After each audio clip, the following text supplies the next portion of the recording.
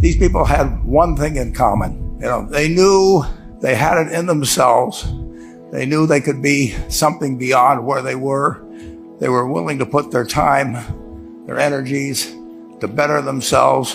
What you really could do with more skills, it's just remarkable. So I would like to just tell you a couple of short stories, and we'll draw maybe a couple of lessons from them.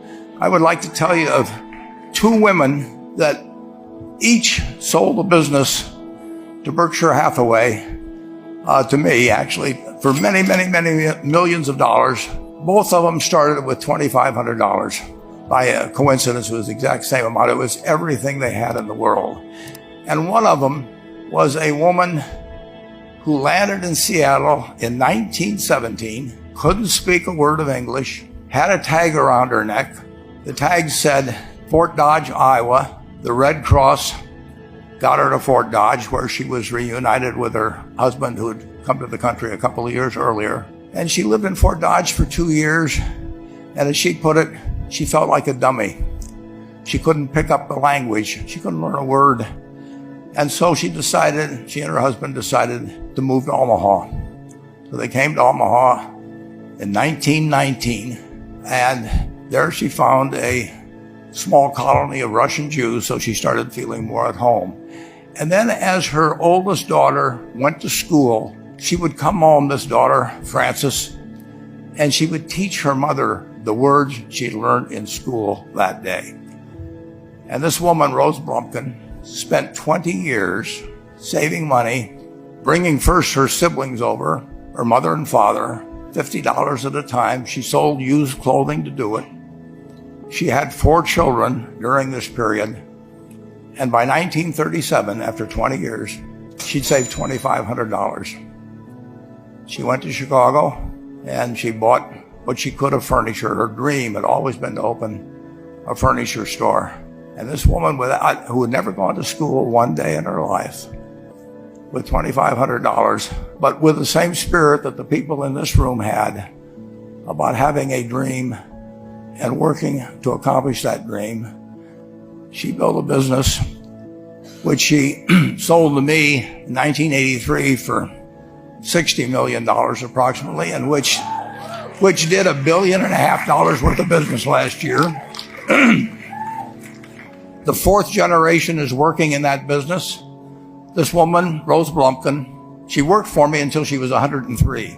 And then she retired and she died the next year, which is a lesson to all of Berkshire's managers that premature retirement, you can't tell what's going to happen. But Mrs. B, with her $2,500, one further fact about her, she could not read or write. And she went into a furniture business, and she didn't bring anything unique in furniture, but she brought a determination to succeed. She knew she could outwork anyone else. She knew she cared about her customers. She worked at very low gross margins, but she built this incredible business. And I saw one other woman who did a similar thing with $2,500. I paid her hundreds of millions of dollars for her business. So I decided to go to the source and get these people before, I don't want you guys coming around to me asking me hundreds of millions of dollars. I'd like to join in with you much earlier. So I've followed this group. And today I'd like to tell you about one other small business person. This person, I went to buy his business from him, and he turned me down, which was very wise. But this was a fellow who was born about 8 years before I was. He was born in 1922. We'll call him Jack, lived in the Midwest. He was a pretty good athlete, didn't like school much.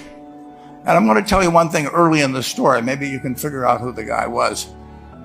The company he built hires more college graduates each year than any other company in the United States. And this fellow, who was destined for this but did not know it, Jack, went to college for a year and then dropped out. He really wasn't that interested in school. And the year he dropped out was 1941. And when the the United States became under attack, he went down to the Army Air Force recruiting station, volunteered, and they turned him down because he had hay fever. So he went over to the Navy and again volunteered, and they took him. They put him on an aircraft carrier. He flew small fighter airplanes during World War II, got 2 distinguished flying crosses from the Navy, and then he came back to the Midwest. So now we've got a young guy. Probably by this time he would be 23 or 24 years old. And the interesting thing is, he got back to the Midwest, and he actually kind of went from one job to another for a short period of, or not such a short period of time. And he finally became a used car salesman at a Cadillac dealership in St. Louis, Missouri. And at age 35, having moved up in the organization, the sales organization, he said to his boss, "Could I go into car leasing business with you?" The boss said, "Well, if you'll cut your salary in half and you'll come up with," I think it was $25,000, which he borrowed, "we can become partners in a car leasing company." So my friend Jack started at age 35 in the car leasing business. And he had 7 cars. It was pretty slow. In fact, one of the things he did was whenever the phone rang, he let it ring 3 or 4 times so people would think that he was very busy answering other phones. And of course, it was the only call he was going to get all day. So his first venture was okay, but it wasn't really going to go anyplace. And there's a lesson in this for all of us.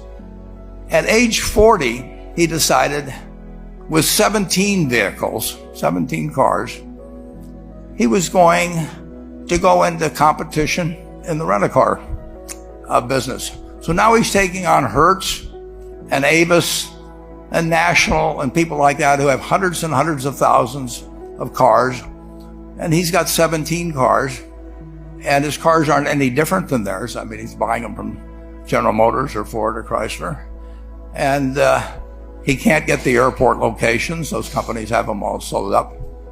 But he was determined that he would basically offer the customer, can't offer him a different car, but he can offer him friendlier service than they've ever seen.